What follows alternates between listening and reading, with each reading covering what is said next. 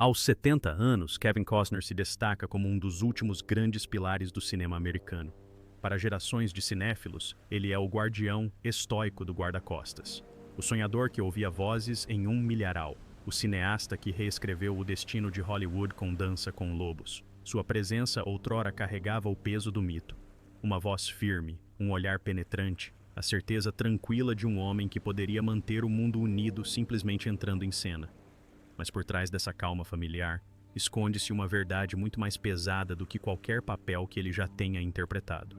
Uma verdade forjada na dor, na solidão e na ruína deixada quando o amor desmorona. O mundo se lembra de seus triunfos. Poucos conhecem as tempestades particulares que ele enfrentou. 2 casamentos despedaçados sob o peso da fama e da distância. 7 filhos crescendo à sombra de uma vida construída sobre sacrifícios. As perdas que ele enterrou atrás de um olhar firme. As traições das quais nunca falou.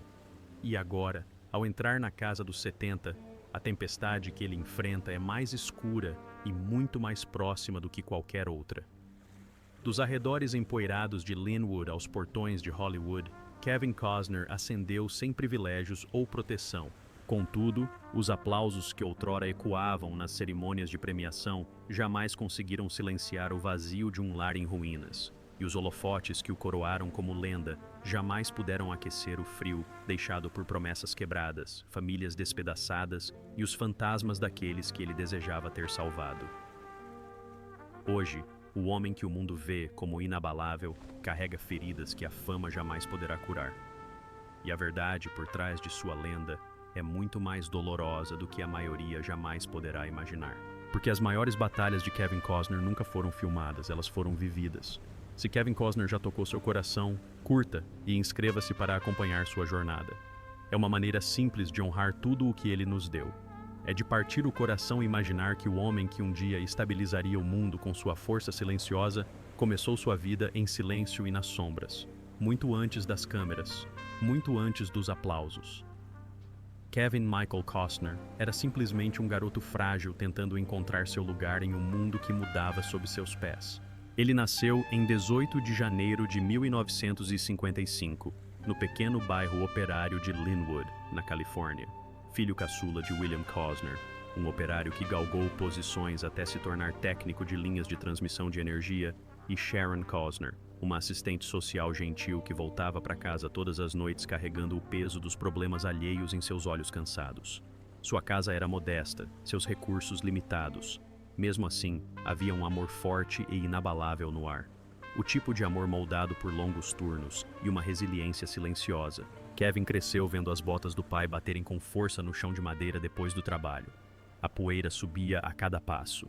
Ele observava a mãe cantarolar baixinho enquanto preparava o jantar num fogão que crepitava mais do que queimava. Essas pequenas cenas, simples e despretensiosas, tornaram-se a base de sua compreensão inicial de força. Mas naquela casinha havia também um vazio que ninguém ousava nomear. 2 anos antes de Kevin nascer, seu irmão do meio, Mark Douglas Costner, viveu apenas um dia antes de falecer. Foi uma tragédia nunca dita em voz alta.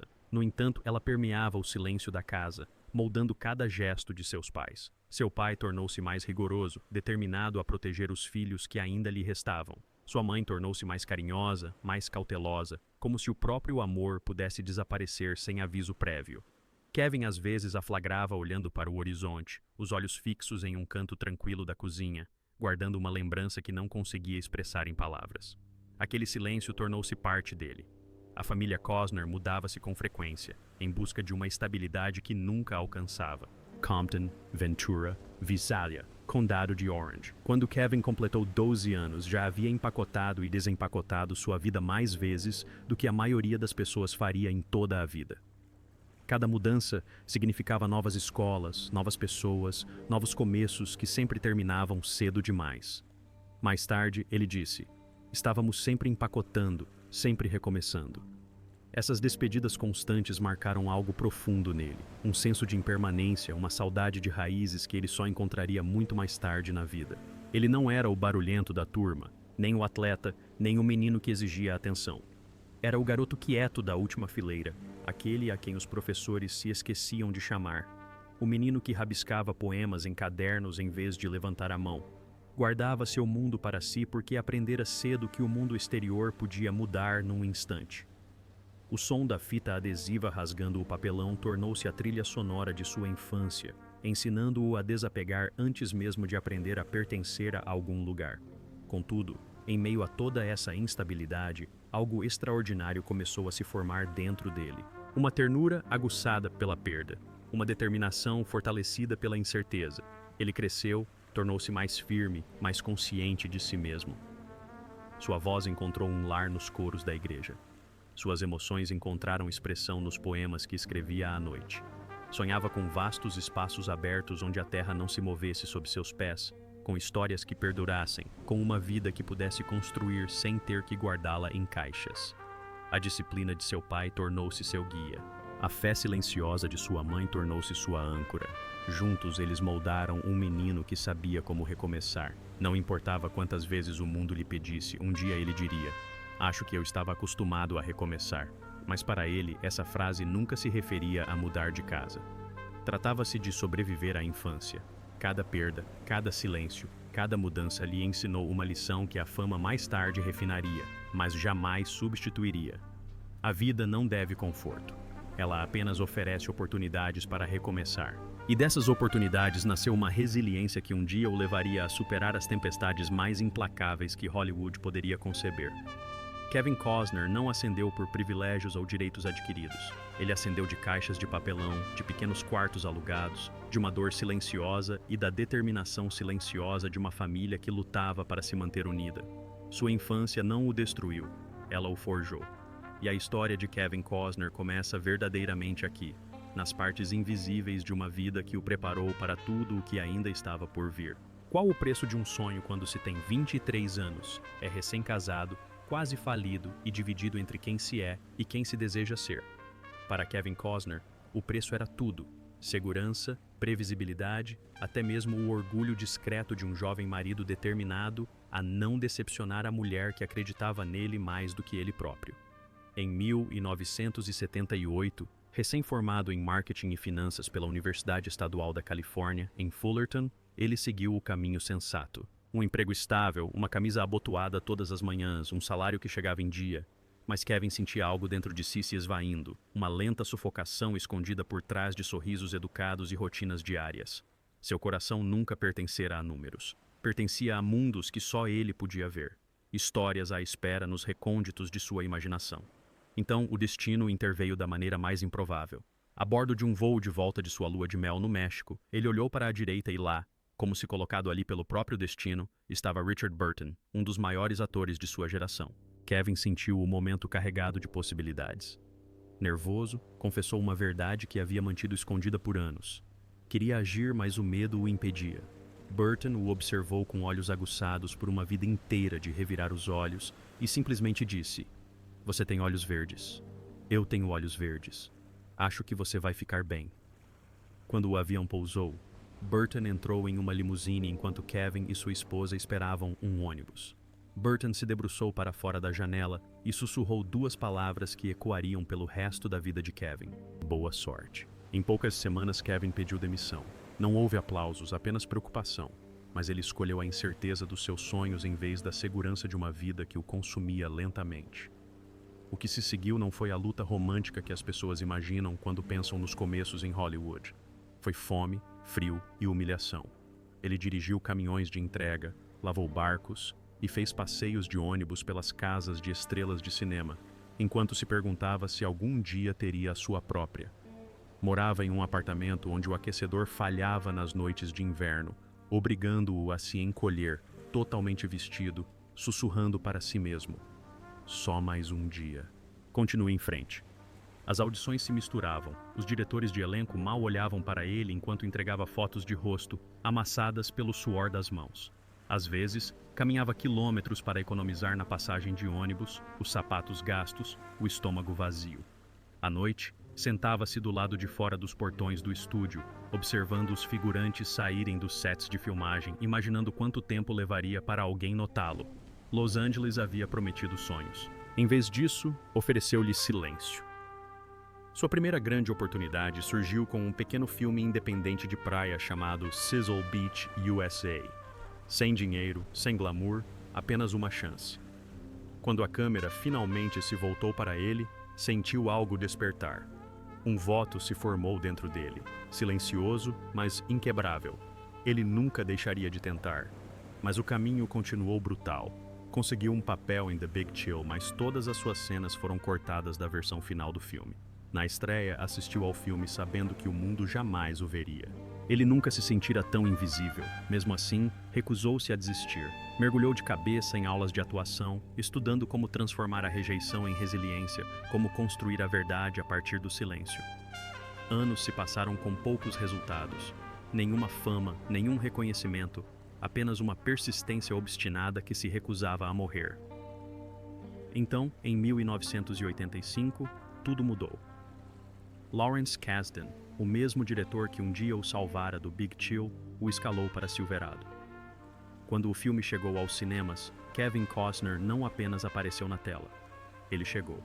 Sua atuação foi rápida, magnética e inegavelmente vibrante. De repente, ele não estava mais batendo em portas. Elas estavam se abrindo para ele. 2 anos depois veio Os Intocáveis. Sua interpretação de Eliot Ness capturou a coragem moral e a força inabalável que o público tanto desejava. O filme arrecadou mais de 100 milhões de dólares, e pela primeira vez, Kevin sentiu o peso do respeito sobre seus ombros. Bull Durham, em 1988, e Campo dos Sonhos, em 1989, o transformaram de estrela em ascensão em ícone cultural. Quando ele sussurrou, "Se você construir, ele virá até aquele milharal em Iowa", suas palavras transcenderam o cinema. Eles se tornaram uma promessa para todas as pessoas que já arriscaram tudo por um sonho. Em 1990, Kevin Costner não se contentava mais em ser o homem diante das câmeras. Ele queria construir seus próprios mundos. Hipotecou seu próprio dinheiro, fundou a TIG Productions e começou a criar Dança com Lobos. Hollywood chamou isso de loucura, um faroeste de 3 horas filmado em parte em Lakota, uma aposta que poderia acabar com sua carreira. Mas Kevin acreditava no silêncio, acreditava na verdade e acreditava em honrar as vozes que a história ignorou. O filme se tornou um fenômeno. Arrecadou 424 milhões nas bilheterias. 7 Oscars, melhor filme, melhor diretor. Um triunfo que remodelou a compreensão de Hollywood sobre como as histórias poderiam ser contadas e quem merecia ser ouvido. Kevin Costner chegou lá não por privilégio ou sorte, mas por perseverança, por noites em claro se perguntando se havia cometido um erro terrível, por anos de rejeição, apartamentos frios e uma esperança incansável. Sua ascensão não foi um crescendo suave, foi uma luta, e só foi possível porque ele nunca parou de bater à porta, mesmo quando ninguém respondia. O que acontece quando o mundo para de aplaudir? E tudo o que resta é o eco da sua própria respiração.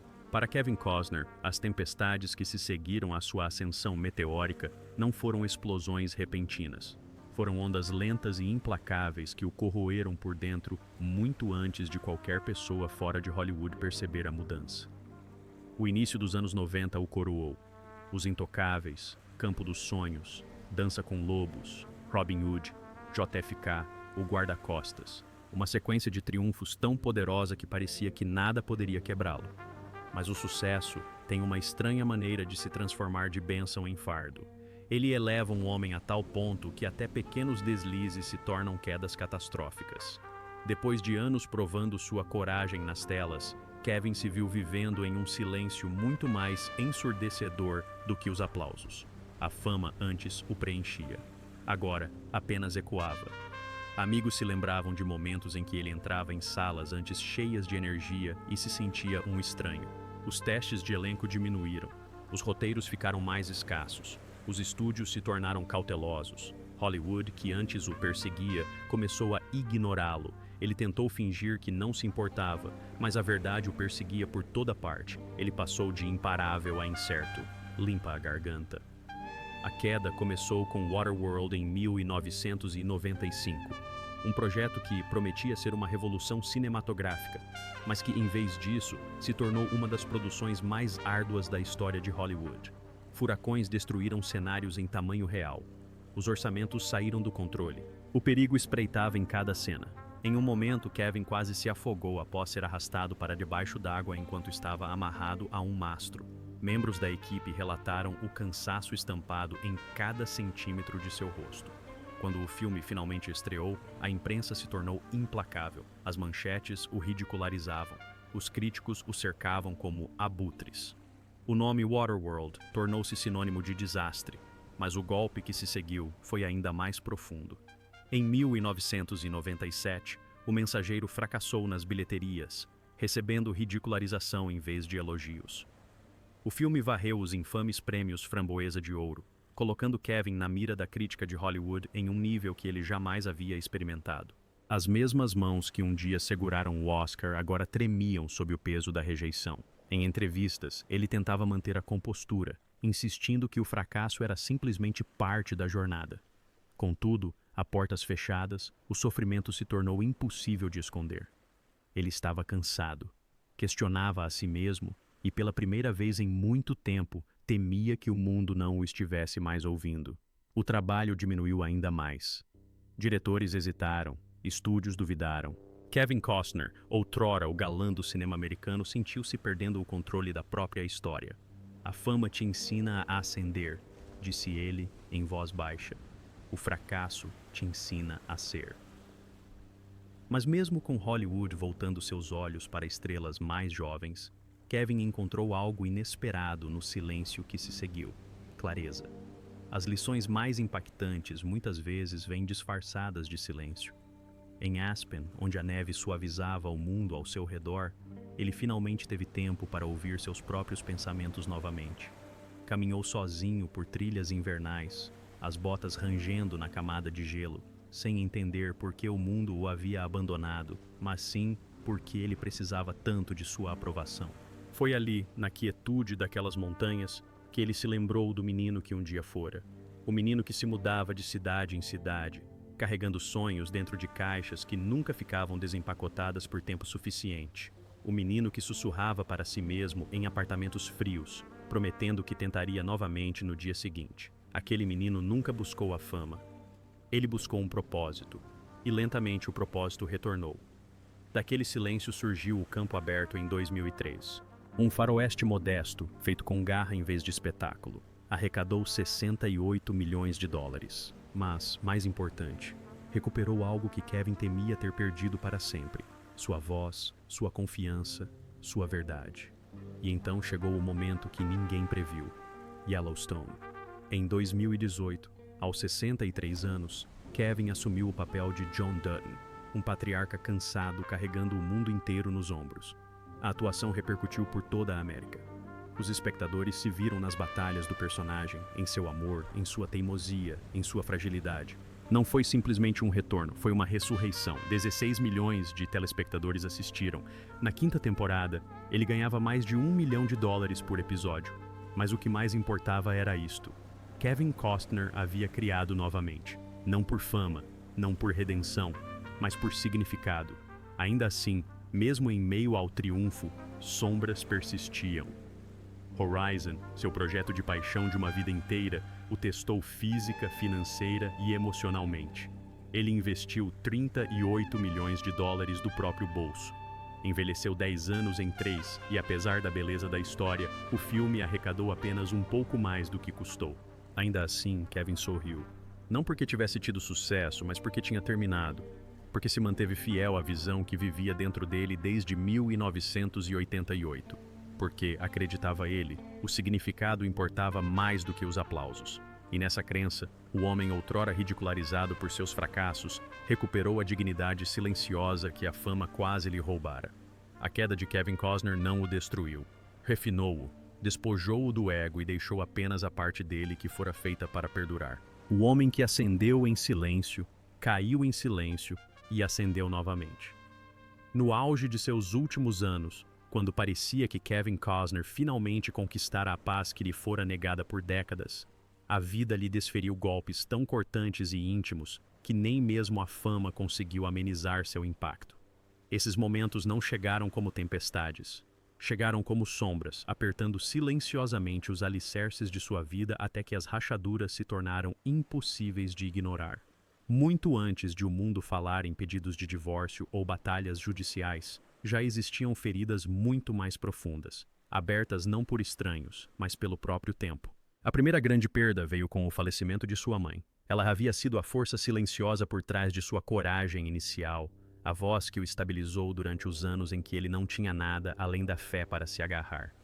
Ele passou a vida adulta perseguindo o sonho que ela o incentivou a buscar, acreditando que sempre haveria tempo para retribuir a devoção que ela lhe dedicava tão livremente.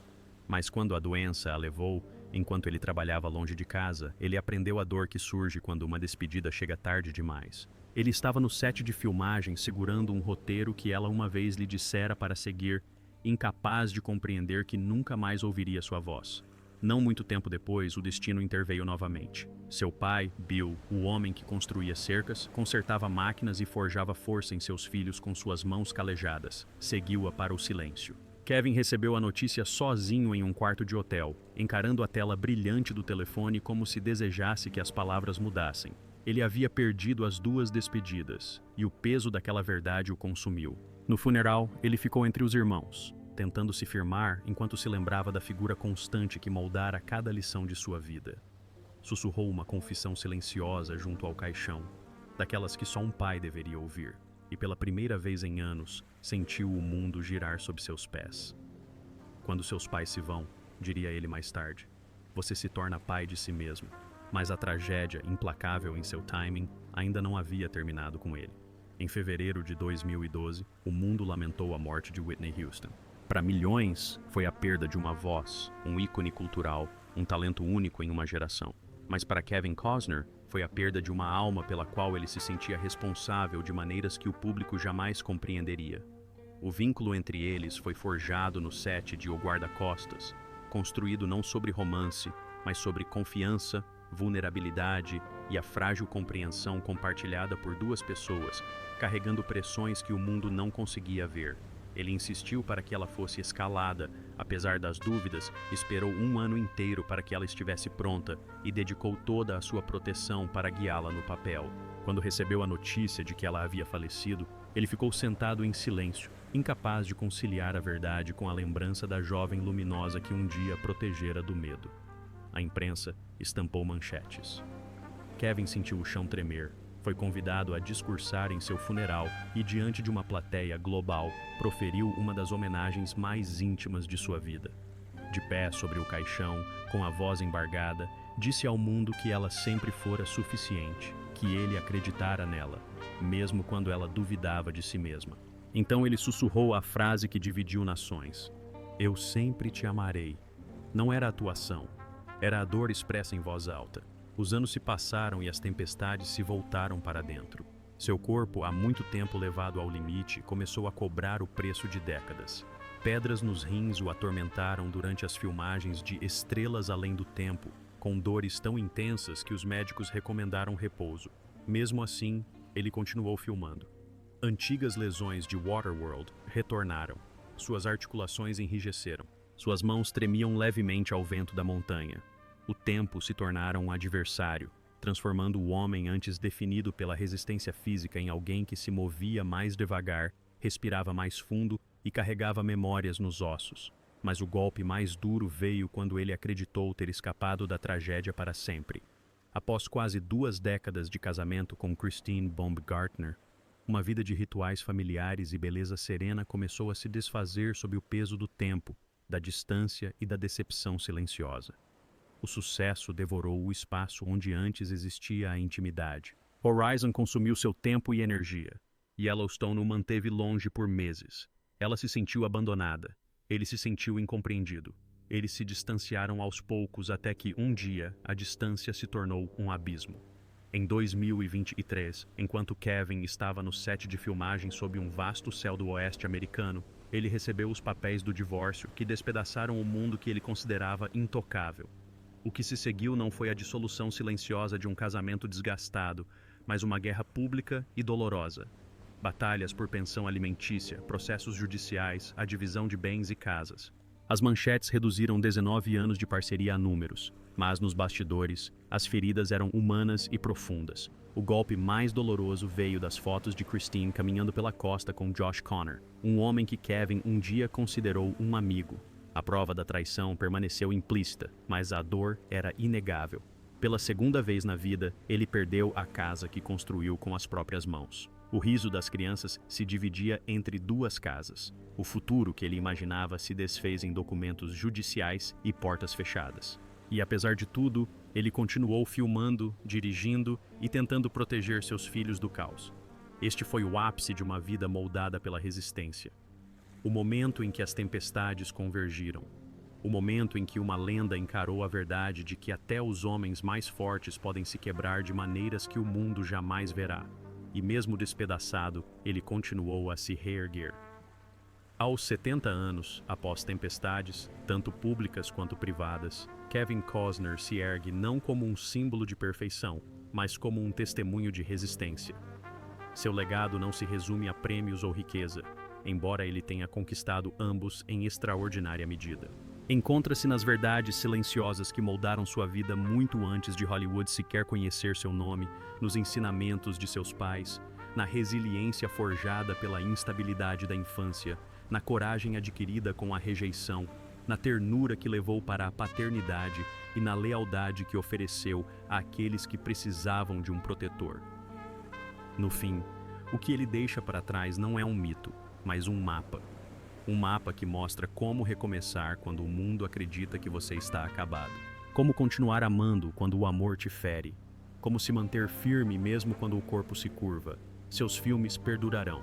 Seus personagens inspirarão.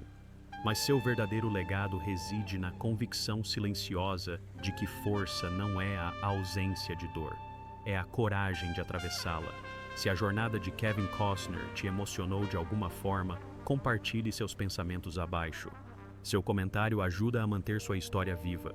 E se você quiser mais histórias impactantes como esta, lembre-se de se inscrever para não perder o próximo capítulo.